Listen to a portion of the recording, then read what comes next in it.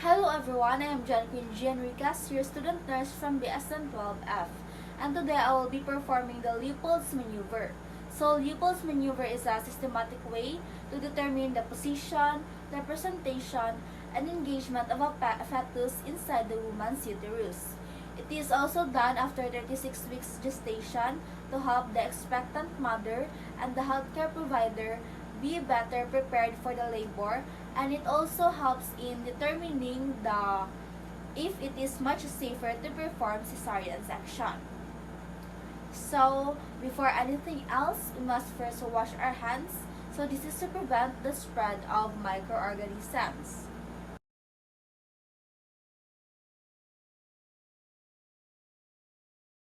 Then next is we will explain the procedure to the patient. So this is to gain the patient's cooperation. Knock knock. May I come in, ma'am? Okay. So, hello ma'am, I am John Queen Enriquez and I am your student nurse for today. So, may I know your name, ma'am? Okay, so how would you like me to call you, ma'am? Okay, Ma'am Jane. So, I am right that you are 25 years old.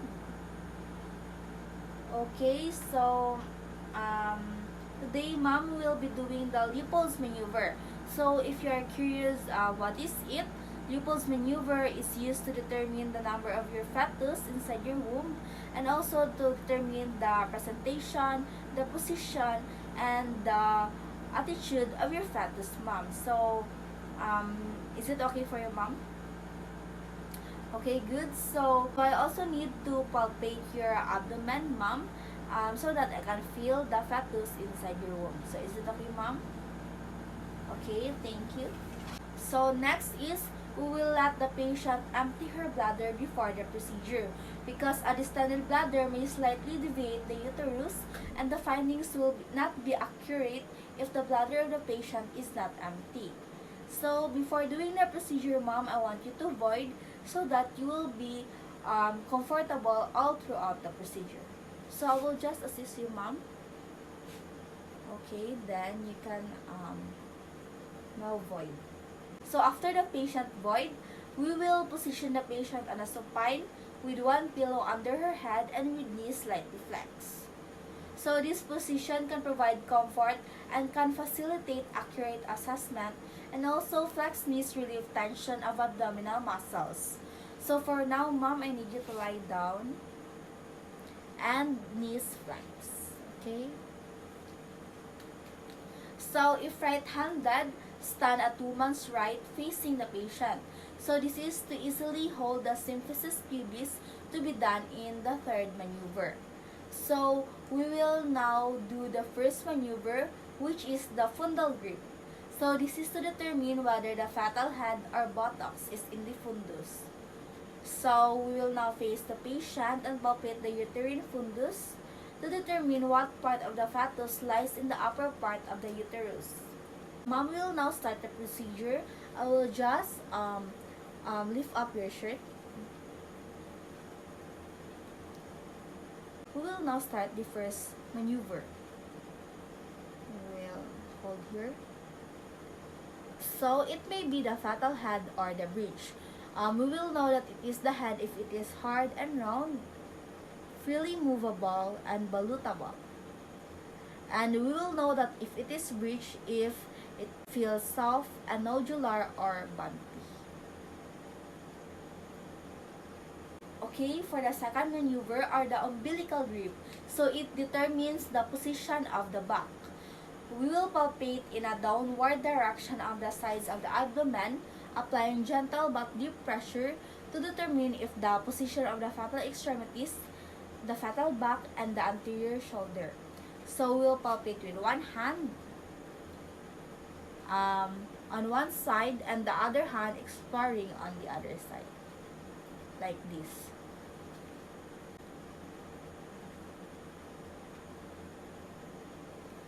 So we must apply gentle but deep pressure.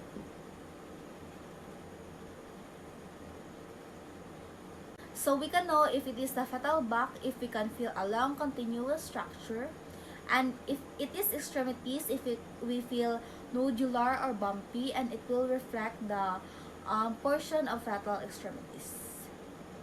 So for the third maneuver are the pollex grip. So this is to determine the presenting part and if engagement is occurred. So we'll place one hand over the symphysis pubis and grasp the lower uterine segment between the thumb and fingers to feel the presenting part. Here. We'll position our hand like this and here. So the head is at the inlet or in pelvis. It is not yet engaged if the presenting part is still movable, and it is also in zero station. So next is for the fourth maneuver or the pelvic grip. So this is to determine the location of the presenting part and to determine the flexion of the vertex into the pelvis. So we'll turn and face the woman's feet to confirm the findings of the third maneuver and determine the flexion of the vertex. So we'll move fingers of both hands like this. So gently down the sides of the abdomen towards the pubis.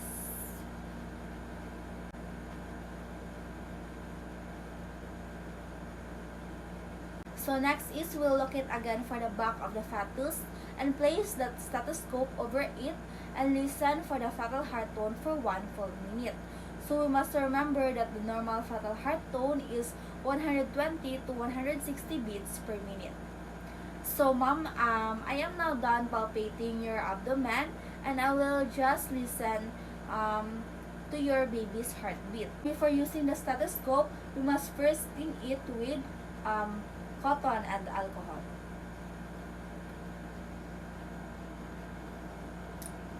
Next is we will locate for the heartbeat of the baby.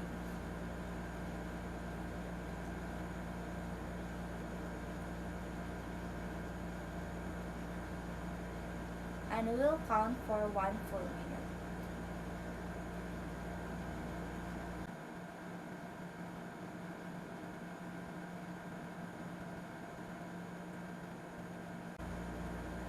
So it is 125 beats per minute, which is normal. Next is we will note for the location, the rate, and character of the fetal heart tone. So in cephalic presentation, fetal heart tone can be heard in either left or right lower quadrant. If breech, fetal heart tone can be heard above the level of umbilicus, either left or right. So next is to make the patient comfortable. So this is to promote relaxation. So okay ma'am, we are now done with the assessment and I will now cover you up.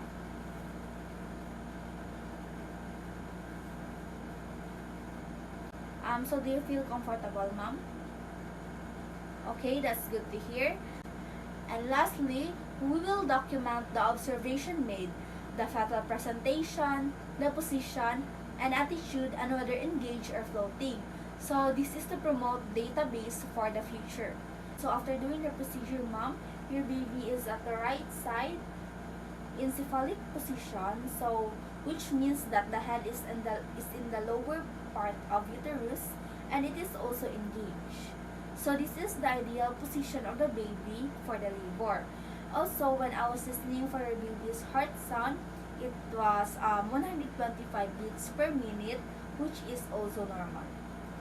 So do you have any questions, ma'am? So okay, none. Thank you for cooperating, ma'am, and you can now rest. Thank you, ma'am. So that's it for my return demonstration, and thank you for watching.